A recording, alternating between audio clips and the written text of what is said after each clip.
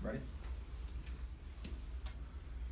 Good afternoon. I appreciate you coming in to give us your perspective from your time in the Air Force and recruiting service. Of course, after you retired, more importantly, your transition out of the Air Force and the different roles and positions you've held, and to give us some insight on things we can learn from that to set us up for the success that you're experiencing now. So I appreciate you coming in. If you don't mind, it would be great if you can give everyone kind of an overview, maybe a snapshot of your career with the Air Force, specifically with recruiting service, how many years, what positions did you hold, and then, dive into that as far as you want. Okay, perfect. First off, thank you. It's an honor for me to be here. I joined the Air Force right out of high school, 1995. I wanted to be a fireman. Turned out to be an electrician first off. Went to school, tech school. Had a lot of maturing to do, so I didn't do too well. They gave me a choice, either get out or be a cop. I became a cop, did that for 6 years, decided to go back into electrician to challenge myself, and I told myself I'm going to go back to there and I'm going to finish this time. So went to electrical school, interior electrician tech school in Wichita Falls. Did that for 3 years, and then I wanted to challenge myself even more, become a better communicator. For those that know me, I'm pretty quiet, but I like to talk when I'm given the opportunity to. So I put in for recruiting, special duty. I got accepted. My OP, my office partner at the time was actually Sergeant Hamilton. So shout out to Sergeant Hamilton. He's an amazing OP. We both grew together as far as recruiting.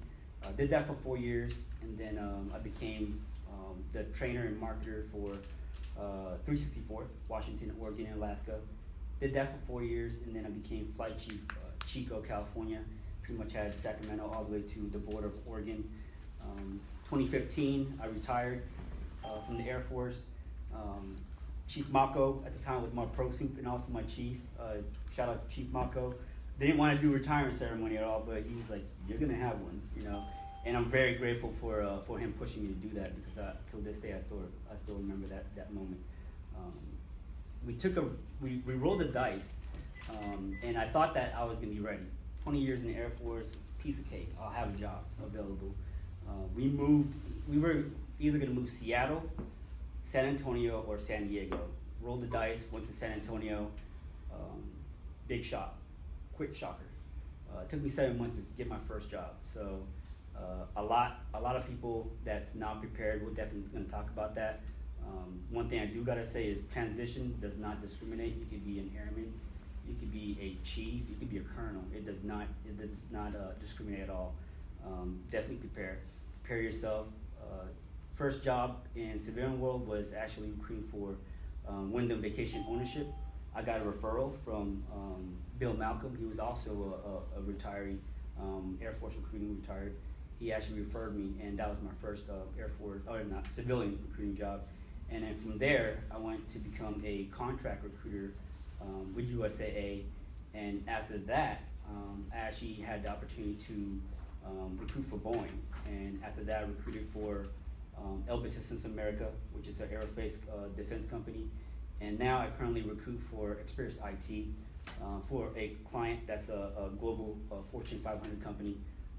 So a lot of experience that I've received, a lot of learning from YouTube, Google, talking to other recruiters, and explaining what we did as far as Air Force recruiters or marketers or flight chiefs. It took me a while to actually think about how to translate it whenever I'm talking to interviews. But now I have the ability to mentor, give guidance to people, whether it's through Veterati, over the phone. I've done a lot of panels, I've done a lot of presentations, I've done workshops for LinkedIn. I've also done a workshop for military recruiters in general, as far as whenever they're transitioning. So I built a lot of programs to where I have the ability to give guidance to people that's transitioning or that's already out, whether they've been out for a year, 2 years, but they're still trying to transition, or they're still struggling as far as trying to get that exact job that they want. So, and my wife, Samantha Domingo, she's actually also a recruiter for Rackspace. So our passion goes hand in hand.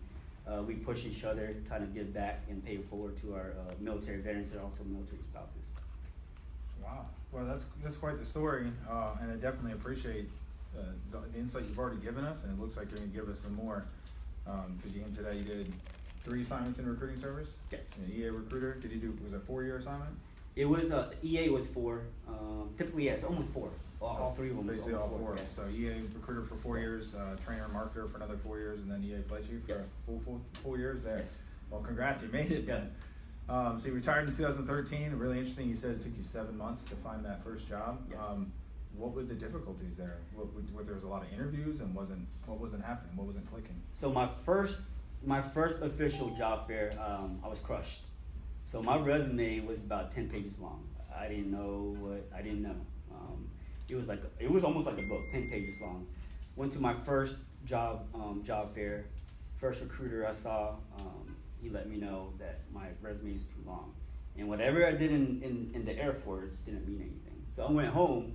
I was crushed. I told my wife, I'm like, oh my God, I did all this much, and this recruiter let me know that whatever I did in the Air Force doesn't mean anything, and put to basically tailor my resume down to at least 2 to 3 pages. It was 10 pages long. Mm-hmm. But now I have the ability to learn. I mean, I learned a lot. I mean, now I have, to be honest with you, I probably have about over 100 resumes for myself. Different roles, tailored to different positions and stuff. That's why now I have the ability to actually give guidance to a lot of, not just military veterans, but military spouses as far as how to tailor the resume specifically for that specific role. So that's very interesting. Thank you. Well, I don't want to get too far off of we have some pre-generated questions that Okay. came in ahead of time for this meeting, so Yeah. I want to make sure that we get those addressed, first off, and then by all means, we can dive into some extra stuff. Anybody on the line, feel free if you want to ask specific questions or add additional questions, send them in. Sergeant Moody here will get them answered, which will be great. And then if you're, just in case, just for FYI, if your phone isn't muted, please mute it, just in case we don't get feedback on the line. But all right, so question number 1 says, what programs are out there now that you did not know about back when you were in the Air Force? Okay. There's a lot of programs that's out there for veterans and also military spouses. One great program is O2O, Onward to Opportunity. They have, don't quote me on this, I believe they have about 36 different programs, like certifications, to where it's all free. For Air Force recruiting or military recruiters in general, PHR or SPHR. Another thing that Mo and also Janetta clarified was, don't self-disqualify yourself going for PHR or SPHR. We have the experience. The main thing is just don't undersell yourself. We definitely have the overall experience. So in our case, with our experience, go for your SPHR. And then they'll let you know what the requirements are. And if you don't qualify for it, they'll let you know what, you qualify for PHR, not SPHR. But there's a lot of programs out there as far as Onward to Opportunity to where you can also get your PMP cert. Again, Air Force recruiting or Air Force in general, we've led a lot of programs, but now it's just the ability to talk about those programs that you led. When I was as a marketer and trainer in Washington, those are programs. Those are definitely programs. But now that I know what I know now, back then I could have explained it. But back then I'm like, man, how do you know how to explain it? So, so PMP, SPHR are good certs to get as far as Air Force recruiting background and everything. But there's so many programs out there. There's like another one. Rackspace has a Open Cloud Academy. My son actually just went through it, and they actually accept GI Bill also. They have a Linux administration certification that you can go through, or cybersecurity. So if you want to go into another alternate route, like in an IT part as far as job wise, that's another program. MSSA, Microsoft has another program also that you can go through. But there's a lot of programs out there that I wish I would have known to where I could have utilized it, because as far as Air Force recruiters, we're so dislocated away from the base. But if we knew about these type of programs, you can actually do it online also. So. Yeah, definitely like how you said, don't undersell yourself. I think that's what we all kind of get into the pigeonhole. We don't realize that we are underselling ourselves. Yep. We are managing a lot of different programs, squadron level programs, group level programs. And so you're right to capture the key words that showcase what the program was that you managed. And Yeah. so that way the verbiage makes sense. But thank you for that. And then you mentioned the SPHR. Can you just, what was that acronym? What does that actually spell out? Do you know? I know, Sergeant Moody, we were talking about the SHRM. That's in the works, right? Yes. So SHRM, there's an option for recruiters. You could go SPHR, which is senior. So you caught me I'm off not guard. trying- yeah, You no, caught me off guard. good. You caught me off guard. So, I was so paying basically, attention. there's two routes. You could go the SHRM route or PHR route, which is there's also SPHR. And I think Sergeant Moody's working it out to where there's gonna be an opportunity for Air Force recruiters to get the SHRM. So, Yes. yep. Cool. Didn't mean to throw you off. Yeah, no, that's fine. That's I'll fine. stick to Yeah, the script. yeah. No, fair enough. Yeah. So what would you have done differently during your transition? Okay, so differently, and it's a funny story because when I was in active duty, I always wanted to get my degree, right? My wife got her bachelor's, she got her master's. Always wanted to get my degree, and I always pushed others to start their school. And it's funny because Sergeant Hamilton, when we were OP, I actually had my counselor call him, and he was right behind me. I'm like, call him right now. He's available. She called him over the phone. He started going to school. He actually got his degree before I did. Okay, so one thing I wish I would have done was knock out my bachelor's degree, because it does make you competitive out here. But now I actually got it. I definitely got it. Another thing also is definitely start networking. Start networking a year out, and there's so many platforms out there. One of them is LinkedIn. LinkedIn's an amazing platform to where you can connect, you can build your network, learn from different people. Let's say if you want to go into another industry other than recruiting, connect with somebody, let them know how they got there, what type of certs they need, what type of education they need. In my case, I started dabbling with LinkedIn, but I was never really active. I started being active on LinkedIn, I say, when I first hit my first job, okay? And that's when my network started to blow up. So now I have like almost 26,000 people on LinkedIn. And now I have the ability to help people out and then connect with other recruiters connecting me, or other military veterans or military spouses nationwide connect with me and my wife, and we basically give mentorship and stuff. But that's one of the things that I wish I would have done. And another thing was, it was a lot difficult because I retired from California, didn't have a network in San Antonio, but I fully thought that I was ready after 20 years. Rolled the dice, went to San Antonio, didn't have a network. Kind of find out now it's about referrals too. Mm-hmm. It's about referrals. So you could apply to maybe 1,000 jobs. Without the referral, you're probably gonna get maybe 5% interview. But I really, all the jobs that I've done so far in civilian, it's all been through referrals. It's been through my network, my connections, people refer me for certain jobs. It's all been through my network. But other than that, the chances of trying to get an interview or land a job without a referral is pretty tough. Wow, there's a lot of things I could spin off of that one for sure. So just to summarize though, the number one thing you would have done differently is just start that LinkedIn process sooner. Yes. And that probably, like you said, not only were you diving into a new area, San Antonio, right, from California, but you didn't have your network set up, and that probably contributed to the 7-month gap. So knowing these things up front, we could probably minimize that gap of unemployment and make the transition a little simpler. That's much appreciated. From your experience as well, just on that question, you said bachelor's degree helps. How much are you seeing that it helps? Do you seeing you get a lot more returns, or different positions, different interview levels? I mean, how much is the bachelor's degree helping versus a CCF or nothing? So with a degree, a lot of companies, they typically have a basic requirements or minimum requirements. If you don't meet the basic requirements or minimum requirements, you could get referred by numerous people within the company. If it's a requirement and you don't have that degree, you're not even gonna move forward. But there's a lot of companies out there that has bachelor's degree or equivalent work experience. So a lot of companies are going that route now also. And that's what I wanted to get to as well, Yes. because I know that that's a lot of us in that position. They'll say, well, I've been in recruiting 12 years, does that mean nothing? Yeah.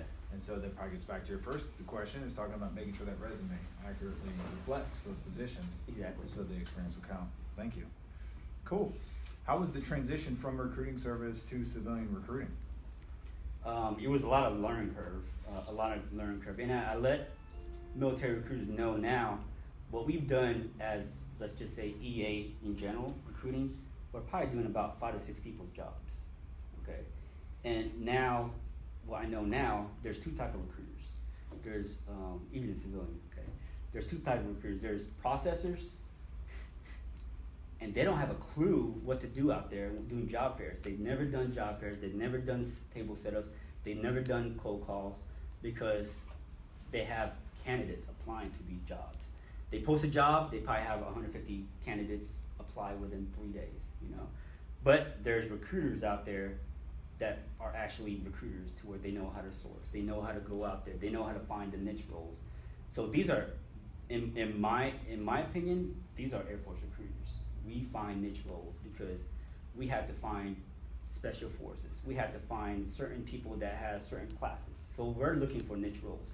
So it took me a while to figure out how to explain what we did in EA, because we're going to go back to this, because one of the questions that I received during an interview was, what was your rec load?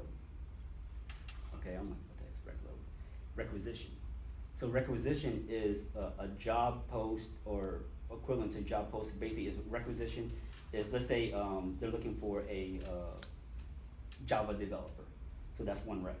They're looking for a Ruby developer. That's another rec. So for Air Force recruiting, we're gold. We're either gold 3, 4, 5 per month. So now the best way to explain it is, we're recruiting niche roles. And that's what I'm doing now with this role. I'm recruiting niche roles. These are candidates that's hard to fill. So these are candidates that hasn't been filled for like 60 days, maybe even more. So I get it, and I source out talent, whether through LinkedIn, Career Builder, in person, through referrals. And that's what we did as Air Force recruiters. We had to find these niche roles, and we're gold 3 to 4, or maybe even 5. So that's the best way to explain it is, as an Air Force recruiter, I recruited 3 to 4 niche roles per month. That's the best way to explain it. That's a great one to have in there, and it applies to both, even our active duty enlisted sessions and the health professions sessions. You hear niche roles in HP a lot, but it applies to EA just as much. You're talking about linguists or air traffic controllers or special forces, like you mentioned. They're all niche roles. So that term, niche role, is that something like that's used generally on the civilian sector, that they recognize, they know exactly what you're talking about? It is. Hard to fill roles. Hard to fill roles. That's straight up from recruiting, hard to fill roles. It is. And another thing also is, we're finding candidates that has pass credit check, vision, or certain vision, they gotta go through MEPS. These are niche roles.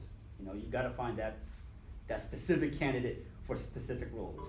So all that verbiage is, you're saying you would tailor that into the resume. So you're not just an enlisted accessions recruiter. This is what I did as an enlisted accessions recruiter. Yes. And you get into the bullet statements of what that was, hitting on those key terms. Exactly.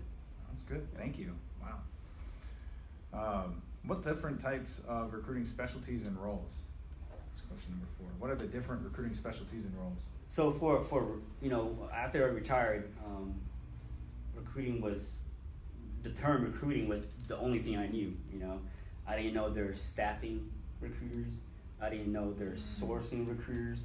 I didn't know there's RPO recruiters. I didn't know there's contract recruiters or 1099 recruiters. So knowing those different type of roles, because 1099, you're basically recruiting for let's say niche roles or whatever positions. Once they get hired on, then you get a certain percentage. Okay. And contract roles are typically hourly rate. So let's say if you get out, and I didn't really know these terms till I started talking to multiple recruiters that's talking to me. And my wife thinks I'm weird. I love to interview because I love to talk to other recruiters. I love to talk about the different companies, and it gives me the opportunity to continue to learn, and also the ability to mentor other people. But so contract positions are typically hourly rate. Sometimes contract positions has a lifetime, whether it's a 3 months, 6 month, or indefinite, or also have the ability to convert. So full-time roles, they're also typically hourly rate, but you get benefits. In our case, we were gonna get medical and dental, but benefits like PTO. PTO, I didn't know what the heck PTO was. It's actually leave. Right. Leave. It's equivalent to us as leave. So those are full-time roles. RPO is it's like a company that you work for, but they basically would connect you with different clients. So you'll be recruiting for different clients or multiple clients, and when that time frame is done, they have the ability to have you recruit for another client. So. Wow, there's quite a few, and you mentioned the contract roles. I can only speak for myself. When I think of contract workers, we think that the contract gets renegotiated every 6 months or every year. Yeah. And generally they get reapproved, but maybe not, right? Yeah.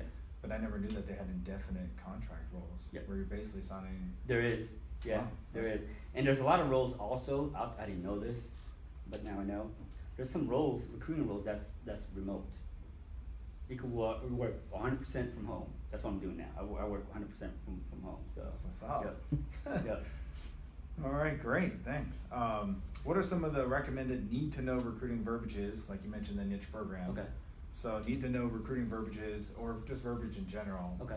like the niche programs. So I brought this up earlier, and I heard it doing my interviews for recruiting roles. What was my rec load? Mhm. I had no clue what rec was. Did a lot of Google search after my interviews. Requisition, pretty much, how many jobs are you trying to fill? But now some recs also have a specific role that they're looking for, maybe one person, but there's also other recs that has multiple positions. So let's say they're looking for a Java developer, but they're looking for 8 people. So it's one rec, but there's 8 positions in one rec. So there's pipeline and non-pipeline. So again, when they ask me, is it pipeline or non-pipeline? I'm like, oh my gosh, what are they talking about? So pipeline is exactly what that is. A rec with 8 positions, because it's pipeline, multiple roles, okay? Non-pipeline is just one specific rec, one job. So for when I recruited for Wyndham Vacation Ownership at the time, now it's Wyndham Destination, it's pipeline, because I would recruit multiple roles for one position. So if it's marketers, I typically recruited 20 to 25 people per month. Sales, same thing, 10 to 15 people per month. So that's pipeline. Wow. Yeah. It sounds a lot different than your goals of 2 to 3. It is. Like enlisted accessions. It is. So that's one term, requisition.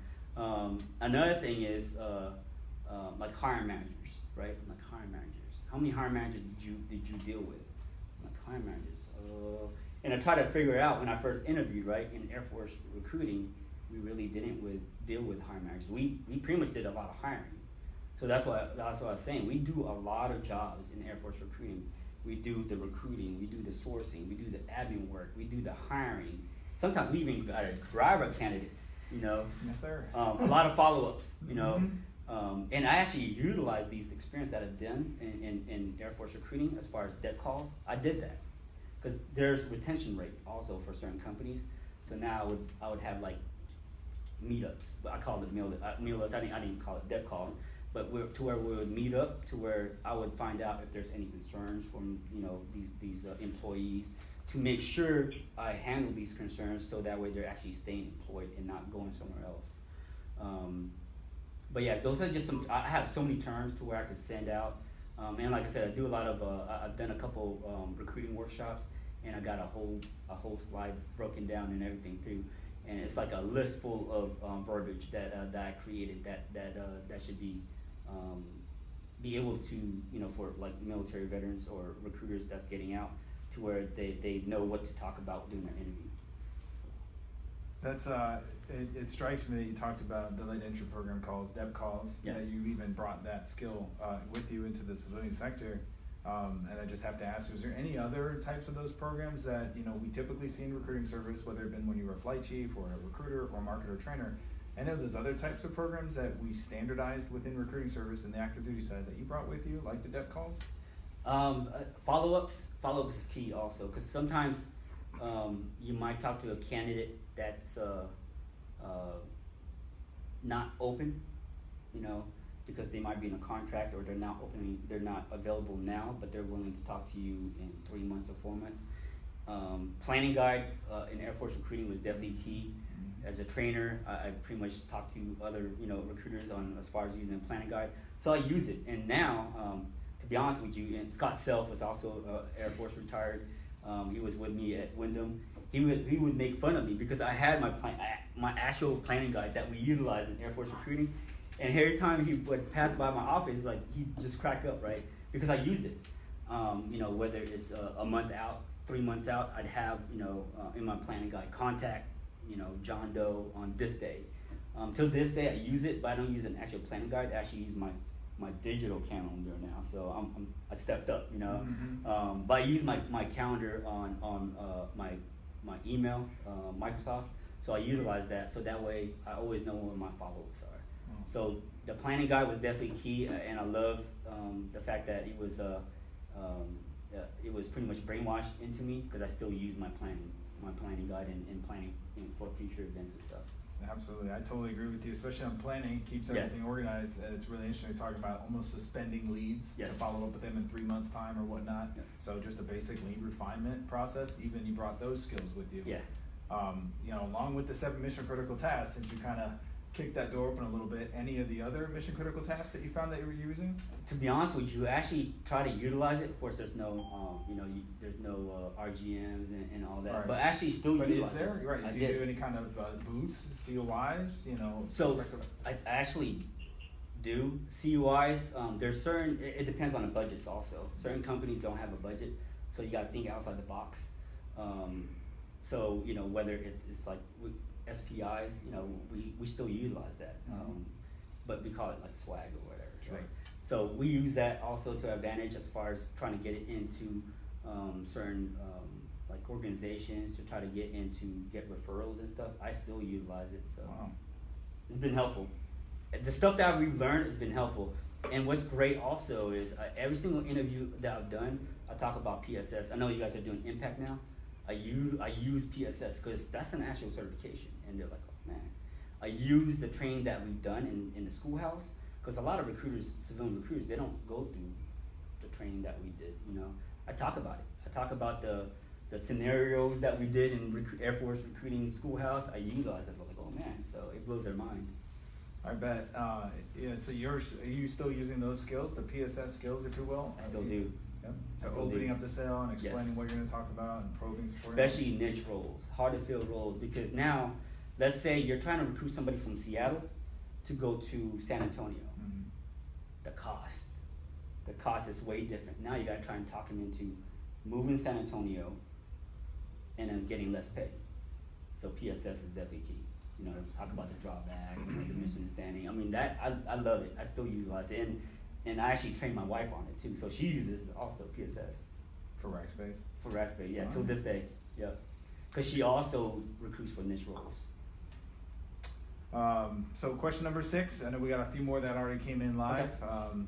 How should Air Force recruiters explain their recruiting experience? You did already kind of dive in this a little bit, but how should we, if you were a marketer or trainer, if you worked at MEPS, if you were a flight chief, and then recruiting inherently is a little different than the civilian sector. You could work at the headquarters here in San Antonio at Randolph, and that's a tier 2 position, and then you can go to be a flight chief, tier 3.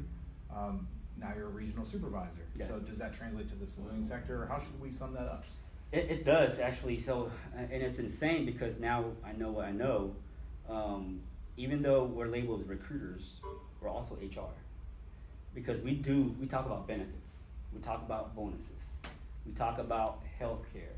So translating that into your resume or whatever you're applying for, and like I said, I have over 100 resumes for myself, translating that on paper, and the biggest thing is just looking at the job description.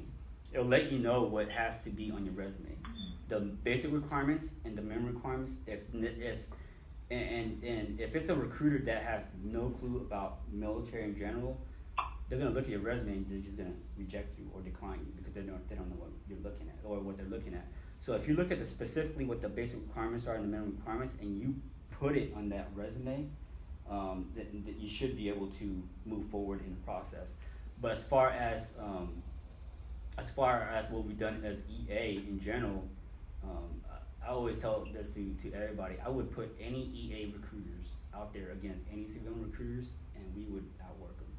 We really would, you know. And for myself, throughout my Air Force career, even now, I pretty much let my actions speak for itself. So I do a lot of, you know, I hustle and love to learn. But yeah, there's so many opportunities out there for us as EA recruiters, HP recruiters, trainers, marketers, flight chiefs and stuff. And there's a lot of roles for marketers also, or trainers, you know, program managers, like I was saying. There's also like brand ambassador or marketers for different companies. Diversity recruiting is another one that you can actually get into. But like I said, though, the main thing is looking at that job description, because you could have a perfect resume and apply for a job, but if it's not fit, if it's not tailored specific for that job description, you're probably gonna get rejected. And I've been rejected plenty of times, and I'm used to it, so definitely used to it. Tailor the resume. Yes. Another key one. Tailor your resume is definitely key. And I could pretty much look at somebody's resume, look at the job description, and I could, I have the ability to help out fast now too. So I mean, I've been seeing so many resumes every day to where I can just pinpoint what they need to change, what they need to tailor, what they need to put in or take out. So awesome. Well, so I know we're running out a little bit of time here, so I'll give you the last two questions that we have, Okay. and then you can just kind of attack them in whichever order you Okay. want to go. After transitioning out of the Air Force, what classes, certifications, and steps to prepare would you have taken before transitioning? I know you mentioned LinkedIn. And how many months and years in advance would you have started that preparing? Okay. Right? Did we start at 18 years, 19 years, 1 year out from retirement, 2 years, whatever? And then, and last, I want to hear about your company. Okay. You know, what is Mill City? LinkedIn Mill City, it's actually grassroots. My wife and I started it with Chuck Bunch. He used to be the USO manager. He's actually at USA now. Quincy Harper, he used to be USO. He's actually with Accenture now. So we started it because we wanted to shake up the community a little bit, to where you come as you yourself.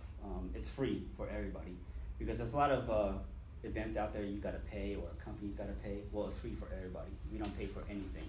The only thing we really pay for is name tag and a marker. So you come as yourself. A lot of recruiters attended, a lot of hiring managers attended, mentors, supporters.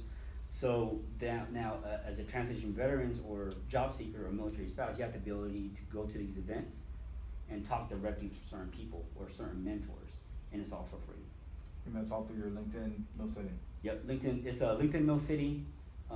We meet up once a month, and the next one's gonna be next month, this month, the 27th.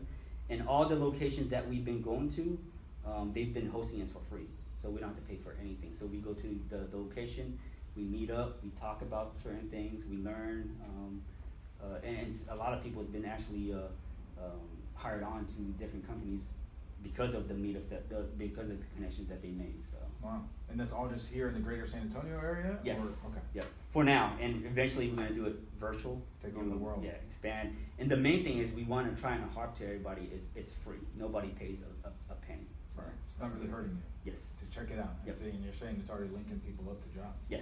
Yeah. Cool. And then the last part of that other question was just how soon out do we start doing this? How Okay. soon out do we start putting our foot in the water with LinkedIn accounts and building up our resumes to fit certain formats, right? So with that, I highly recommend a year out. A year out, definitely. So since like recruiters are dislocated away from base or an actual city or where they're actually moved, LinkedIn is amazing because you can reach out to folks and you'll see different events. Talk to people, network with people, and there's a trick to LinkedIn also on getting noticed. Tag certain people that will like your post or share your post or connect you with different people. But now, let's say if you are retiring from the city, let's say you're in San Antonio, you're going to retire in San Antonio. There's so many events. There's so many meetups to where it's free for veterans or military spouses and stuff. To where one of them is actually Centurion Military Alliance. Shantae, she was also Air Force. She's the CEO for CMA, and she goes all over the world. She does workshops for free. You know, she talks about doing the workshops. There's recruiters, hiring managers, supporters, volunteers. they do resume writing, and they also do elevator pitch. I didn't know what the heck elevator pitch when I got out. I was gonna write that down. Yeah, elevator pitch is a must, you know, because another thing that I like to talk to people about was, you know, like star technique. Doing the interview, use the star technique, situation, task, action, result. If you use that star technique, whenever you're asked like behavioral questions, you will be on point. When I first interviewed, I didn't know what the heck star was, so I was all over the map whenever I was interviewing. And then the interviewer would be like, all right, so now let's go back to the question I asked you. I'm like, oh my God. But now I know the STAR technique. I definitely let people know to use STAR technique. Google it, YouTube it. It definitely helps doing interviews. Wow, thank you. And another one just came in. Where would we go? Where would somebody go if they want to gain assistance with their resume? There's so many. I don't recommend anybody paying for resumes. There's so many people that's out here to help. Whether it's here in San Antonio or another state. I myself, I help with a lot of resumes, and it's free. I don't charge anybody. But as far as resumes, you can have a master resume. Master resume, that was actually my resume when I first created it. It's 10 pages long. Pages. That's a master resume. That's not a resume that you want to submit, okay? Master resume, and again, like I said, job description, tailor your resume to 2 pages, 3 pages long. But there's assistants like Workforce Solution here in San Antonio. They help out. I know certain names, but I don't know what organization they work for. Like Kitty Myers is another one. But there's so many organizations that's out there that's helpful for sure. But if anybody wants help with resume, just connect with me on LinkedIn. I'll connect you with the right people, or I'll look at your resume. But don't pay for resumes. So we got you guys on that. So Awesome. Well, I mean, the time's wrapped up. Is everything else good, or any other questions that came in? Let me see, I did have some questions. Some questions about PSS you guys already answered. Yeah, just Ray, I guess if you want to, for your last few minutes, any last words or anything you'd like to add in there? So any certification that you've achieved in the Air Force, try to get a copy of it, put in your resume. All the 80 less that stuff that we did, keep track of that. Put that in your resume. You know, if they rack and stack a candidate versus you, and you have all those certifications, I mean, you'll definitely should be able to beat out that candidate. So whatever certifications, whatever self-improvements you've done, definitely do it. If you're into like technical or IT roles that you want to do after you retire or get out the Air Force, start looking at job descriptions now to see what requirements are needed, so that way you're more competitive out here in civilian. And like I said it earlier, definitely don't downplay what you've done in the military, and don't pretty much downgrade your worth. There's so many opportunities out there. I mean, I really can't thank you enough, and I don't want to wrap it up because more questions keep coming in. So I'll just get to this before we do any of that. But what are some of the major differences from Air Force recruiting approach versus the civilian sector? So that's a good thing that you asked that.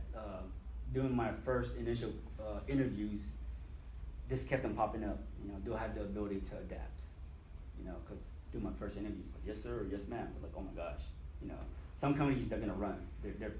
They think that you're still gonna have that mindset to where you're gonna take over the world or whatever, right? But just basically just at ease, talk to them like you're you know, like you're talking to your wife or a friend or whatever.